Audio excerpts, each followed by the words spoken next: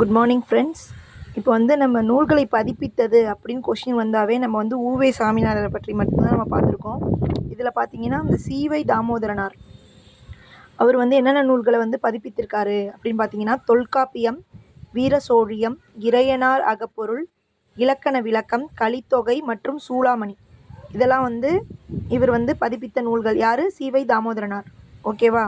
அடுத்தது பார்த்திங்கன்னா இந்த இயர் ஊவேசா பதிப்பித்ததில் வந்து இயர் கொஷின் கேட்டாங்கன்னா பார்த்துக்கோங்க. சீவக சிந்தாமணி 1887, பத்துப்பாட்டு 1889, சிலப்பதிகாரம் 1892, புறநானூறு 1894, புறப்பொருள் வெண்பா மாலை 1895, மணிமேகலை 1898, ஐங்குறுநூறு 1903, பதிற்றுப்பத்து 1904 ஆகியவற்றை வெளியிடும் முயற்சிகளை மேற்கொண்டார். யார்? ஊவே சாமிநாதர்.